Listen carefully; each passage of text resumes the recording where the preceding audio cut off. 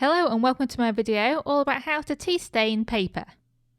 You can use the resulting paper for all kinds of things, from pirate maps to journal pages or even decoupage.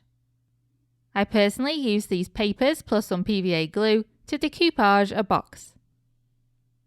You may recognise the Marauder's map there, and that's because this box is going to be for a Harry Potter project. In order to tea stain the Marauder's map, I simply printed it off on an inkjet printer, made sure the ink was dry, and then tea stained that paper.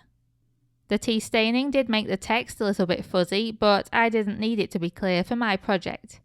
If you do need some printed or written words to be clear, then you can use a waterproof ink before you tea stain, or after you tea stain, make sure the paper is completely dry and then write or print on it. And that should make the text a lot clearer. Okay, so in order to do this, you're going to need some paper, some tea bags, a mug or a jug, a kettle, a saucer or plate, a tray or a container, something to protect your work surface, plus, if you have them, some disposable gloves. Make sure that the container you use has a flat bottom, is waterproof, and is at least as big as your pieces of paper. As you can see, I've got some baking paper in a baking tray and I've taped it around the edges.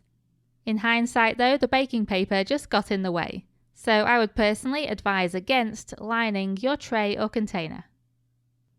The first thing you need to do is put the tea bags in a mug or a jug and pour boiling water on top. I personally put 2 tea bags in a mug. The more paper you want to stain, the more water you'll need, and the darker you want to stain your paper, the more tea bags you're going to need. You'll need to be able to touch this water, so you want to now leave it until it cools down. Then drain the tea bags on a saucer or a small plate. I'm going to be tea staining some regular white paper, which is just some printer or copier paper, but you could use sheet music or book pages, or really anything you can find that doesn't have a glossy coating. Any coating on the paper will stop the tea from being absorbed. Before I began, I decided to tear off the edges of the paper and also to crumple a few of the pages. I think that this really adds to the aged appearance, and I think it just makes them look a lot more interesting. If you want to rip your paper, make sure that you do this before tea staining, otherwise you'll get white edges. There are a few different ways I've seen people tea stain paper, and 2 of them I'm going to show you today. The first method is simply to grab a tea bag and rub it all over the paper. This method is great for adding variation and different shades to your paper. Do this on both sides, making sure that you don't leave any white spots.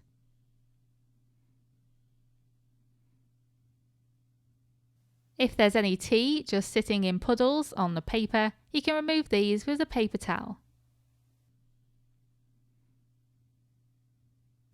Then just remove the piece of paper and leave it somewhere to dry.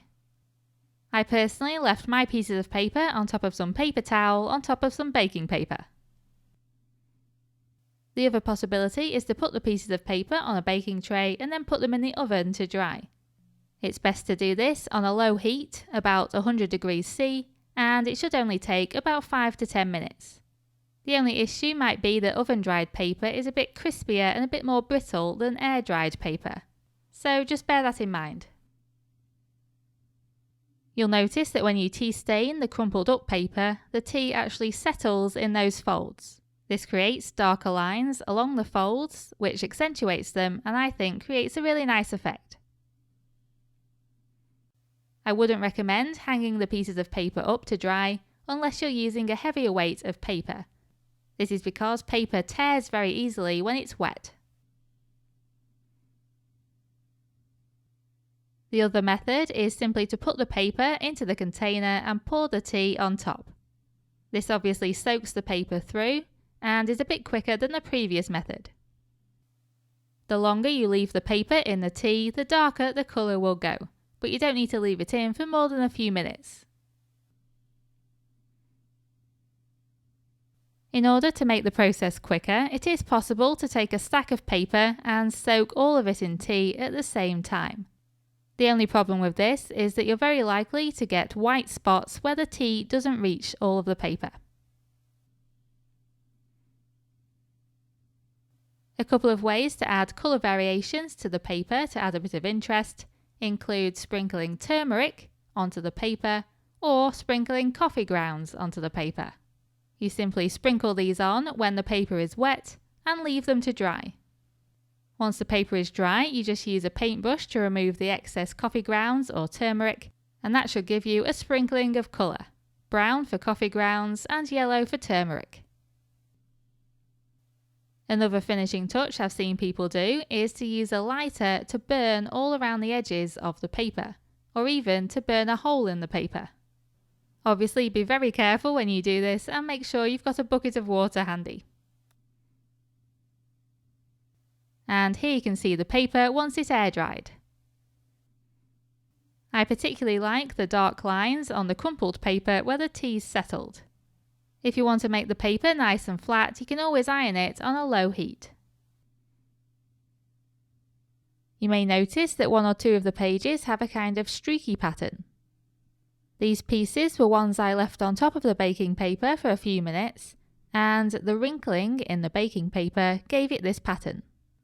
This can add some interesting variation, but if you don't like the effect, just don't use the baking paper. And that's it, that's how you tea stain paper.